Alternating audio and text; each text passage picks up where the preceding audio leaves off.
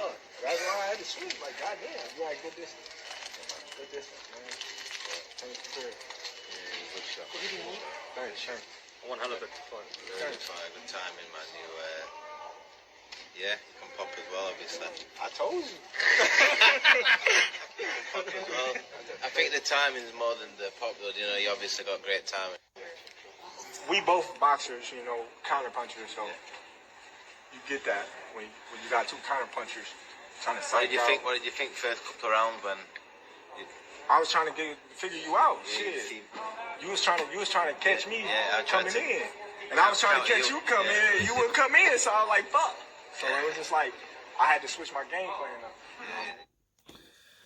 Those were the words between Kell, Brook, and Terence. But Crawford, of course, regarded as the pound-for-pound best fighter in the world, in my eyes and a lot of people's eyes. And I like the respect. I like the camaraderie between the two after they get in there. Of course, before the fight, it was a different story. But now it's a totally different story from that. Kell Brook was winning the first 2 rounds. I know he got the first round in the bag because Kell Brook was waiting to counter. Like Terence Crawford said, he was waiting to counter. There were 2 counter punches, so it was one of those things where they took a half a round to even throw a punch because that's how counter punches are. They are waiting for a person to commit or overcommit so they can create an opening. When that opening is created, then that's when they can react. That's the beauty of counterpunching. But if you got 2 counterpunches right there, like you had Terence Crawford, you had Kell Brook, and they were both waiting for the other person's first initial action to react, that's what you got. But it was a very,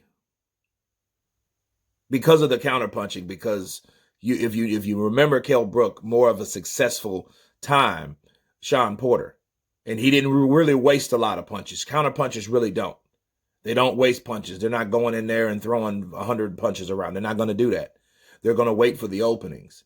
And these guys got together and, we're saying, like, we're talking about the strategy. And Terence Crawford admitted, like, hey, I had to change it up because, you wouldn't commit. But then when I would come in, you would snap me with a jab. So, he did. Of course, he didn't say all that, but he did say he had to change his game plan up, and he really did because the jab from Kell Brook, I believe his reach was a lot better, especially from the orthodox stance from both fighters, and he was able to pop Terence Crawford with that jab. Now, when Terence Crawford did switch it up, he turned southpaw. When he turned southpaw, he took that jab away. He saw that jab coming first. You know what I mean? So it was harder to land that jab, but it was a good fight as long as it lasted. I thought it was going to last 7 or 8 when Terence Crawford finally got inside, but he had problems getting inside with Kell Brook. Kell Brook was a game opponent. And the magnificent thing about this, I rewatched it this morning. Okay. Terence Crawford, he, like Kell Brook admitted, he has perfect timing. The timing, like I was telling you guys, the timing and the angle he caught him at, but the timing was his time is impeccable. And that's what happens when you go in there with a fighter that's quicker than you. Not saying Kell Brook is. Kell Brook's a fast fighter, but Amir Khan, for example, was a quicker opponent. He threw faster combinations. He was overall, quicker fighter. His hand speed was faster, but the timing, was the most important thing. And that's how you beat someone with speed. You time them, It was a very good fight.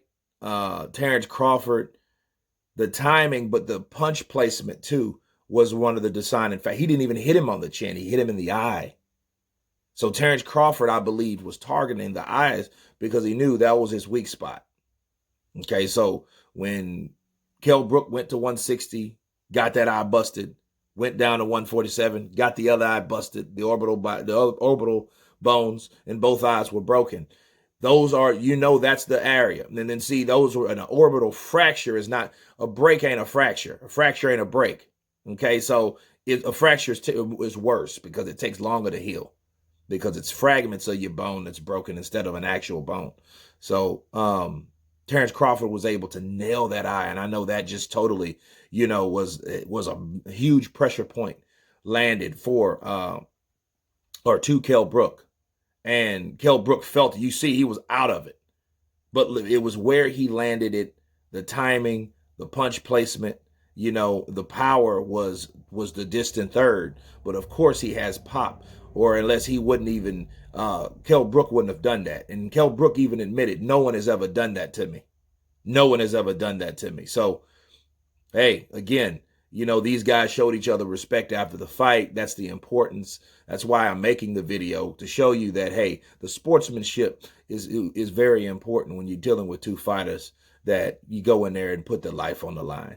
But anyway, you guys tell me what you think of the camaraderie and the respect from Kell Brook and Terence Bud Crawford. Of course, please subscribe. And you guys been Counterpunching. Peace.